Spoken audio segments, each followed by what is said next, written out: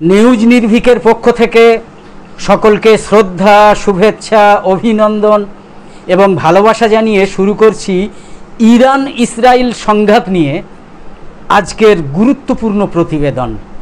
ইরানে ইসরায়েলি হামলার গন্তব্য কত দূর। তো আজকের এই শিরোনামে গুরুত্বপূর্ণ প্রতিবেদনের ভিডিওটা না সরিয়ে একদম শেষ অবধি দেখতে অনুরোধ করছি সকলকে। ভিডিওটা শেষ অবধি অবশ্যই দেখুন।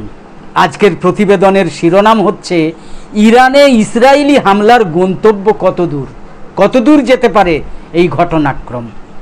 পাগলা ডোনাল্ড ট্রাম্প বলুন বা বোকা বেঞ্জামিন নেতানিয়াহু বলুন, তাদের যেটা মনোবাসনা ইরানের পারমাণবিক সক্ষমতা ধ্বংস করা।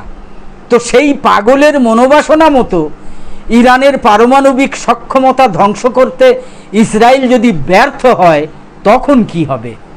ইরান নয়, বরং আন্তর্জাতিক সংবাদ মাধ্যম এবং আন্তর্জাতিক বিশ্লেষকরাই তো বলছেন যে ইরানের পারমাণবিক স্থাপনাগুলো ভূপৃষ্ঠের এতটাই গভীরে, এতটাই সুরক্ষিত যে তাকে ধ্বংস করা ইসরায়েলের কম্য নয়।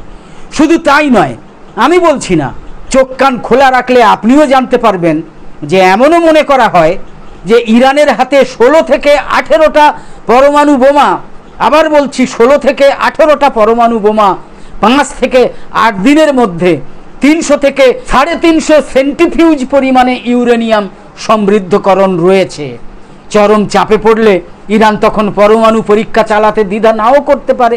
ডোনাল্ড ট্রাম্প আর নেতানিয়াহুর দশা তখন কি হবে?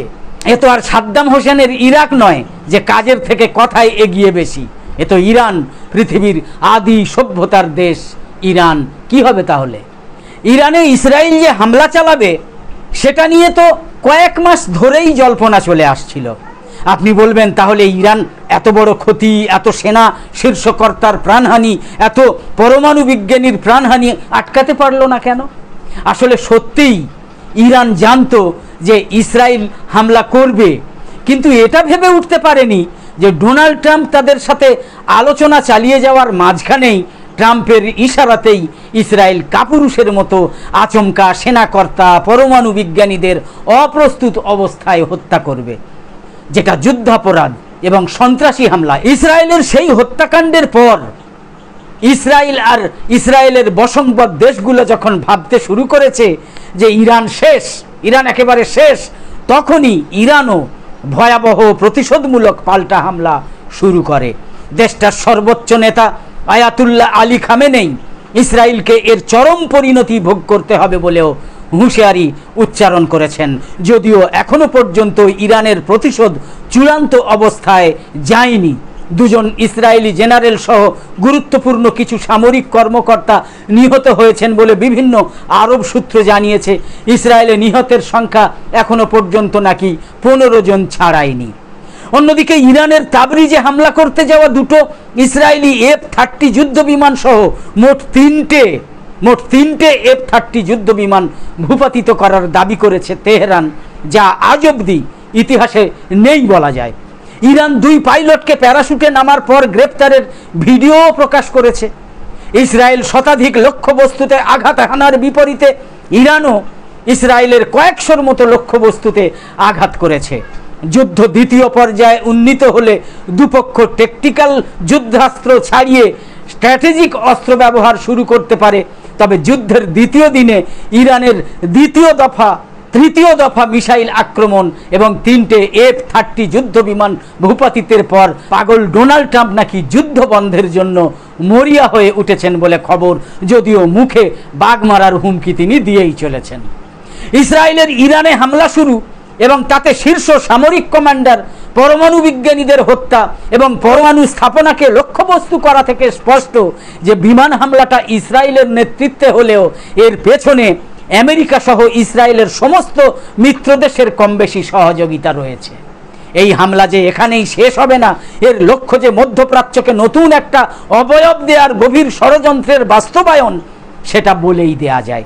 ইসরায়েল, আমেরিকা এবং তাদের মিত্রদের ওই অপচেষ্টা রুখতে না পারলে আরব দেশগুলোকে ইসরায়েলের আধিপত্য মেনে নিয়ে তাদের চাহিদা মতো ভূখণ্ড ছেড়ে দিয়ে নিজেদের ক্ষমতা এবং নিজেদের মানচিত্র টিকিয়ে রাখার বাস্তবতা তৈরি হবে। আর এই মুহূর্তে এটা নির্ভর করবে ইরান ইসরায়েলের হামলার কতটা সমুচিত জবাব দিতে পারে তার উপর। তবে ইরানের শীর্ষ সেনা কর্মকর্তাদের নিহত হওয়ার একদিনের মধ্যেই তেহরান যেভাবে নিজের সামরিক সক্ষমতা সংগঠিত করে ইসরায়েলের উপর কার্যকর পাল্টা হামলা শুরু করেছে, তাতে মনে হচ্ছে ইসরায়েল যেসব মতলব হাসিল করতে এই অন্যায় যুদ্ধ শুরু করেছে তাতে সফল হওয়া ইসরায়েলের স্বপ্নই থেকে যাবে। অপারেশন রাইজিং লায়ন নামে ইসরায়েলের এই আক্রমণে ইসরায়েল ইরানের শতাধিক স্থাপনায় আঘাত এনেছে, যার মধ্যে পারমাণবিক স্থাপনা এবং সামরিক কমান্ড কেন্দ্রও রয়েছে। এতে ইরানের শীর্ষ পর্যায়ের বেশ কয়েকজন সেনা নেতৃত্ব এবং পারমাণবিক বিজ্ঞানী নিহত হয়েছেন। ইরান জানিয়েছে ইসরায়েলি হামলায় ৭৮ জন নিহত হয়েছেন, আহত হয়েছেন আরও ৩২০ জন, কারণ ইরান তাদের ক্ষয়ক্ষতি স্বীকার করে। পাল্টা জবাবে শুক্রবার গভীর রাতে ইসরায়েল অধিকৃত ভূখণ্ডে ব্যালিস্টিক ক্ষেপণাস্ত্র হামলা চালিয়েছে ইরান। বিভিন্ন লক্ষ্যবস্তুতে সফলভাবে আঘাত হানার ভিডিও ফুটেজ প্রকাশ পেয়েছে। ইরানের অপারেশন ট্রু প্রমিজ ৩ নামের এই অভিযানে ইসরায়েলের বিভিন্ন স্থাপনাকে লক্ষ্যবস্তু করা হয়েছে। পাল্টা আক্রমণে ইরান বিভিন্ন স্থান থেকে ১৫০ থেকে ২০০টা ব্যালিস্টিক ক্ষেপণাস্ত্র এবং শতাধিক ড্রোন ছড়ে ইসরায়েলের দিকে। প্রথম দফায় এই আক্রমণে ইসরায়েলের অন্তত ২ জন সেনা কর্মকর্তা সহ বেশ কয়েকজন নিহত এবং ৪৩ জন আহত হওয়ার খবর পাওয়া গিয়েছিল। যদিও বাস্তবে ইসরায়েলের হতাহতের সংখ্যা এর থেকে অনেক অনেক গুণ বেশি বলে ধারণা করা হয়, কারণ ইরান তো ক্ষয়ক্ষতি প্রকাশ করে, কিন্তু মিথ্যার মিথে চলা ইসরায়েল তাদের ক্ষয়ক্ষতির খবর কঠোরভাবে গোপন রাখে। ইসরায়েলের বরাবরের মতো মিথ্যার দাবির মতো এবারেরও মিথ্যা দাবি অনুসারে ইরানের বেশিরভাগ ক্ষেপণাস্ত্র এবং ড্রোন তারা নাকি তাদের আকাশ প্রতিরক্ষা ব্যবস্থার দ্বারা প্রতিহত করেছে। অথচ বোকা বেঞ্জামিন নেতানিয়াহু তারপরেও তেল আবিবের বেন গুরিয়ান এয়ারপোর্ট সহ দেশের বেশ কয়েকটা বিমানবন্দর বন্ধ করে দিয়েছে, কারণ ইসরায়েলের এইসব লক্ষ্যবস্তুতে ইরান ধ্বংসাত্মক আক্রমণ করেছে। ইরানি সূত্র অনুসারে ৬০% ব্যালিস্টিক ক্ষেপণাস্ত্র নির্বাচিত লক্ষ্যবস্তুতে আঘাত করেছে। ইরানের তুলনায় ইসরায়েলে ক্ষতি কম বলে ধারণা করা হয়, তবে ক্ষুদ্র রাষ্ট্র হিসাবে ইসরায়েলের সর্বাত্মক যুদ্ধ চালিয়ে যাওয়ার ক্ষমতা যে কম এটা কিন্তু মানতেই হবে। সমর বিশেষজ্ঞরাই, যুদ্ধ বিশেষজ্ঞরাই এটা বলছেন। ইসরায়েলি হামলা এবং পাল্টা হামলায় ইরানের মধ্যে অভ্যন্তরীণ অস্থিরতা এবং সামরিক নেতৃত্বে টানাপোড়েন সৃষ্টির কৌশল নিয়েছে তেল আবিব এবং তাদের মিত্ররা। ইরানকে কয়েকটা প্রতিবেশী দেশ ইসরায়েল হামলার বিষয়ে সতর্ক করলেও তেহরান তখন আমেরিকা যুক্তরাষ্ট্রের সাথে পরমাণু চুক্তি নিয়ে আলোচনা অব্যাহত রেখেছিল বলে এবং এই ধরনের কোনো হামলা হবে না বলে, ওই আলোচনার মধ্যে এই ধরনের কোনো হামলা হবে না বলে আমেরিকার কাছ থেকে প্রতিশ্রুতি পেয়েছিল বলে, তার উপর আস্থা রেখেছিল বলে বড় ধরনের ভুলটা করেছে ইরান। আলোচনার সময় আমেরিকার কথায় বিশ্বাস করে এই মারাত্মক ভুলটা না করলে তেহরান নিজের সামরিক নেতৃত্ব এবং গুরুত্বপূর্ণ ব্যক্তিদের বাংকার নিরাপত্তায় নিয়ে যেতে পারত, যেরকম ইসরায়েল নিয়ে যায়। পরমাণু চুক্তি নিয়ে আলোচনা চলাকালে এই ধরনের হামলা হওয়ায় এখন পারমাণবিক চুক্তি এনপিটি থেকে বেরিয়ে যাওয়ার কথা ভাবছে ইরান, যা আন্তর্জাতিক পর্যায়ে চাপ এবং উত্তেজনা বাড়াতে পারে। হামলা এবং পাল্টা হামলায় ইরান ইসরায়েল দুপক্ষই পরস্পরের বড় ধরনের মানব এবং অবকাঠামোগত ক্ষতি করেছে। পুরো পরিস্থিতি এক ধরনের ভীতিকর পর্যায়ে পৌঁছেছে। বিশ্বব্যাপী উদ্বেগ বেড়েছে, জ্বালানি এবং শস্য বাজারে এর প্রভাব পড়তে শুরু করেছে। চলমান ঘটনা দেখে মনে হচ্ছে ইরানের প্রতিশোধ আরও বাড়তে পারে। তবে ইসরায়েলের পরম মিত্র আমেরিকার সাথে সরাসরি যুদ্ধে জড়ানোর মতো পদক্ষেপ ইরান নাও নিতে পারে হয়তো। অন্যদিকে আমেরিকান কংগ্রেসও নতুন করে কোনো দীর্ঘমেয়াদী যুদ্ধে জড়াতে চাইছে না বলেই খবরে প্রকাশ পাচ্ছে। ইরান যেভাবে গেল রাতে, মানে শনিবার রাত এবং আজ রবিবার ভোরে ইসরায়েলের উপর যেভাবে মারমুখী আক্রমণ চালাচ্ছে, তাতে লাগাতারভাবে ইরানের প্রতিশোধের চাপ বাড়তে থাকলে পশ্চিমা দেশগুলো এবং জাতিসংঘ তখন যুদ্ধ বন্ধ করতে মধ্যস্থতায় নেমে পড়তে পারে প্রথম ধাপে। তবে যুদ্ধ যদি ৬-৭ দিন অতিক্রম করে তাহলে এই ইরান ইসরায়েল যুদ্ধ হলফ করে বলা যায় ইসরায়েল গাজা যুদ্ধের মতো অথবা রাশিয়া ইউক্রেন যুদ্ধের মতো দীর্ঘস্থায়ী রূপ পেতে পারে। যুদ্ধ এইভাবে প্রসারিত হলে তা অবশ্যম্ভাবীভাবে অঞ্চল জুড়ে চরম ধ্বংসলীলা সৃষ্টির দিকে এগিয়ে যেতে পারে। আপনি ভাবছেন আপনি নিরাপদ থাকবেন। ইরান ইসরায়েল এই যুদ্ধে নতুন একটা উপলব্ধি কিন্তু আমাদের হচ্ছে, সেটা হচ্ছে তেল আবিব কিন্তু সমর্থন পাচ্ছে না। আমরা দেখেছি মধ্যপ্রাচ্যে ইরানের নীতি নিয়ে একসময় বেশ বিতর্ক ছিল। বেশিরভাগ প্রতিবেশী দেশের সাথে ইরানের সম্পর্ক ছিল বৈরী, কিন্তু ইরানের উপর ইসরায়েলের এবারের হামলার পর সম্পূর্ণ নতুন মূল্যায়ন দেখা যাচ্ছে। ওআইসি এই হামলার নিন্দা করেছে সৌদি আরব, তুরস্ক সহ বেশিরভাগ গুরুত্বপূর্ণ মুসলিম দেশ। ইরানের বিরুদ্ধে সব সময় যিনি সমালোচনায় মুখর থাকেন, তুর্কি সম্পাদক সেই ইব্রাহিম কারাগুলের মন্তব্য তো এই প্রসঙ্গে যথেষ্ট তাৎপর্যপূর্ণ।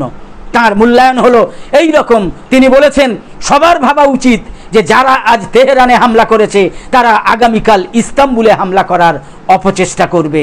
এটা শিয়া সুন্নির সমস্যা নয়, এটা ইরানের সমস্যা নয়, এটা এই অঞ্চলের ভূগোলের সমস্যা। 1 শতাব্দী ধরে পশ্চিমা আগ্রাসনে এই অঞ্চলকে ধ্বংস করা হয়েছে। যখন এটা পুনরুদ্ধার শুরুর চেষ্টা হচ্ছে তখন আবার ধ্বংস হচ্ছে। কারাগুল প্রশ্ন করেছেন, গাজার মানুষ কি শিয়া? গাজার মানুষ কি শিয়া? ইসরায়েল যখন ইরাকি পারমাণবিক স্থাপনাগুলোতে হামলা চালায় তখন কি সাদ্দাম হোসেন শিয়া ছিলেন? 1 শতাব্দী আগে ধ্বংসপ্রাপ্ত অটোমান সাম্রাজ্য কি শিয়া ছিল? আপনি যখন সংকীর্ণ সাম্প্রদায়িক যুদ্ধের দৃষ্টিকোণ থেকে অঞ্চলটাকে দেখছেন, হামলাকারীরা এটাকে তখন দীর্ঘমেয়াদী হিসাব নিকাশের সাথে দেখছেন, দীর্ঘমেয়াদী হিসাব নিকাশের সাথে। কারণ তারা এটাকে এভাবে দেখেন, তারা আমাদের দুর্বলতাগুলো অস্ত্রে পরিণত করেছে। আমরা 1টা শতাব্দী, একটা প্রজন্ম হারিয়েছি। কারাগুল আরও লিখেছেন, হামলাকারীদের নিশানা ইরাক, সিরিয়া, এরপর ইরান, তারপর তুরস্ক।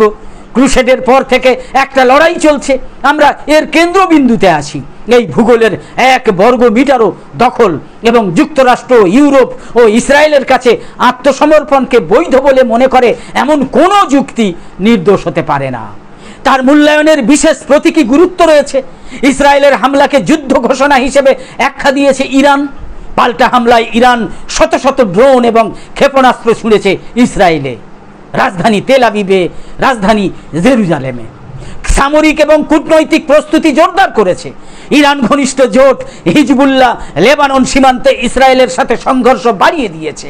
ইরাক এবং সিরিয়ায় ইরানপন্থী মিলিশিয়ারা সজাগ রয়েছেন। সম্ভাব্য আঞ্চলিক যুদ্ধের আশঙ্কা বাড়ছে। সৌদি আরব এবং উপসাগরীয় দেশগুলো ইসরায়েলি হামলার নিন্দা এবং আঞ্চলিক স্থিতিশীলতা নিয়ে উদ্বেগ জানিয়েছে। বৈশ্বিক প্রতিক্রিয়ার মধ্যে রাশিয়া ইসরায়েলকে সতর্ক করেছে আঞ্চলিক যুদ্ধ বাঁধাতে পারে এমন পদক্ষেপ না নিতে। ইরানের সাথে সম্পর্ক রক্ষায় সচেষ্ট দেশটা।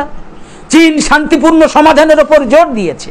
মধ্যপ্রাচ্যে নিজস্ব বাণিজ্য এবং জ্বালানির স্বার্থে স্থিতিশীলতা চায় বেইজিং।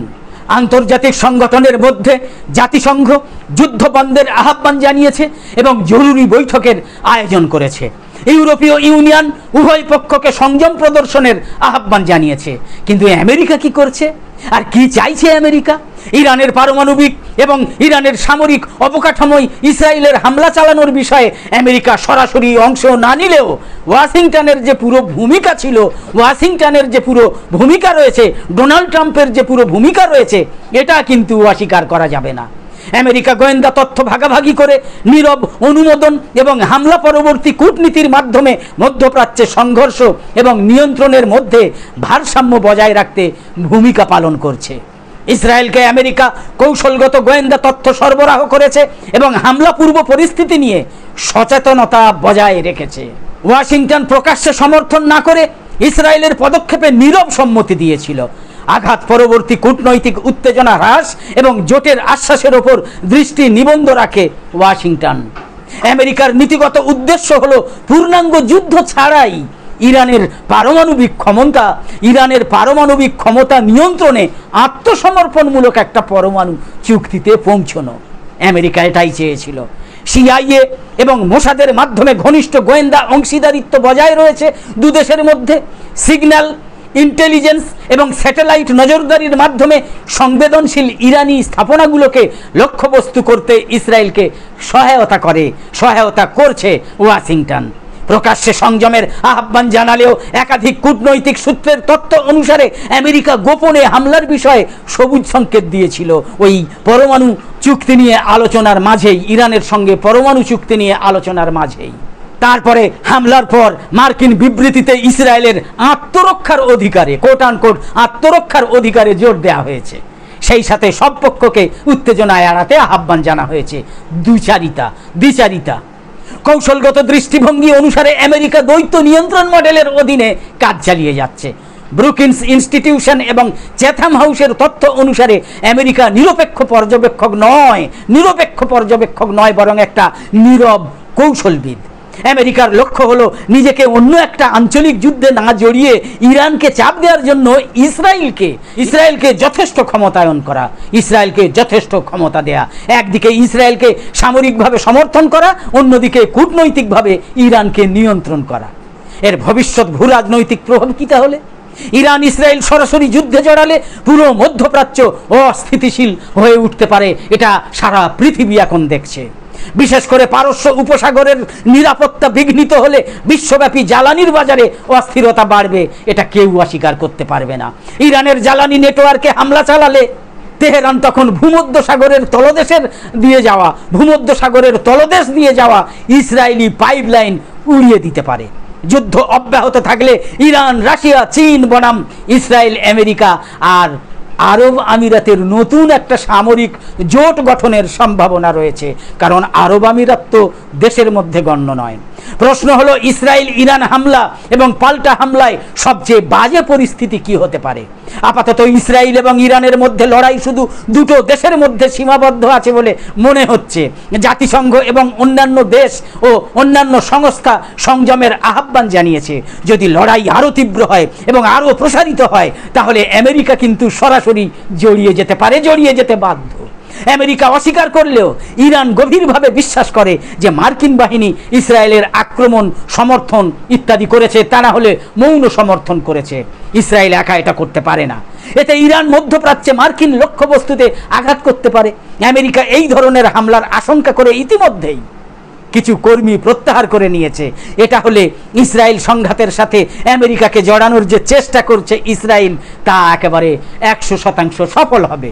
ইসরায়েলের প্রধানমন্ত্রী বেঞ্জামিন নেতানিয়াহুর বিরুদ্ধে দীর্ঘদিন ধরে অভিযোগ করা হচ্ছে যে ইরানকে পরাজিত করার জন্য সাহায্য করতে আমেরিকাকে টেনে আনতে চান তিনি, বেঞ্জামিন নেতানিয়াহু। সামরিক বিশ্লেষকরা বলছেন কেবল আমেরিকার কাছেই বোমারু বিমান এবং বাংকার বিধ্বংসী বোমা রয়েছে, যা ইরানের পারমাণবিক স্থাপনার গভীরতম অংশে প্রবেশ করতে পারে। যদিও এটা সত্যি কিনা তা পরীক্ষিত নয়, বিশেষ করে ইরানের ফোর্ডোর পরমাণু কেন্দ্রে। ট্রাম্প তার নির্বাচনী এলাকার জনগণকে প্রতিশ্রুতি দিয়েছিলেন যে তিনি মধ্যপ্রাচ্যে কোনো তথাকথিত অনন্ত যুদ্ধ শুরু করবেন না। তা সত্ত্বেও সমানভাবে বহু রিপাবলিকান ইসরায়েলের সরকার এবং তেহরানে শাসন পরিবর্তনের সময় এখনই বলে তাদের দৃষ্টিভঙ্গি উভয়ই সমর্থন করেন। এই ক্ষেত্রে সত্যি যদি আমেরিকা সক্রিয় যুদ্ধে জড়িয়ে পড়ে, সেটা হতে পারে দীর্ঘ সম্ভাব্য ধ্বংসাত্মক পরিণতি। বিবিসির বিশ্লেষণ হচ্ছে, ইরান যদি ইসরায়েলের সুরক্ষিত সামরিক এবং অন্যান্য লক্ষ্যবস্তুর ক্ষতি করতে না পারে, তাহলে সর্বদা উপসাগরের সহজ লক্ষ্যবস্তুগুলোতে ক্ষেপণাস্ত্র তাক করতে পারে ইরান। বিশেষ করে যেসব দেশ বছরের পর বছর ধরে তেহরানের শত্রুদের সাহায্য করেছে, আমেরিকাকে মদদ দিয়েছে, গোপনে ইসরায়েলের সঙ্গে চুক্তি করেছে, তাদের দিকে। এবার সেই কোটি বিলিয়ন ডলারের প্রশ্নে আসা যাক। ইরানের পারমাণবিক সক্ষমতা ধ্বংস করতে ইসরায়েল যদি ব্যর্থ হয়, তাহলে কি হবে? ইরানের পারমাণবিক স্থাপনাগুলো ভূপৃষ্ঠের গভীরে খুব সুরক্ষিত বলে মনে করা হয়। এমনও মনে করা হয় যে ইরানের হাতে 16 থেকে 18টা পরমাণু বোমা 5 থেকে 8 দিনের মধ্যে, যেটা প্রথমে বললাম, 5 থেকে 8 দিনের মধ্যে 300 থেকে 350 সেন্টিফিউজ পরিমাণে ইউরেনিয়াম সমৃদ্ধকরণ রয়েছে। চরম চাপে পড়লে ইরান পরমাণু পরীক্ষা চালাতে দ্বিধা নাও করতে পারে। সত্যি এটা হলে শুধু মধ্যপ্রাচ্যে নয়, গোটা বিশ্বে তখন অনেক ভারসাম্য পাল্টে যেতে পারে।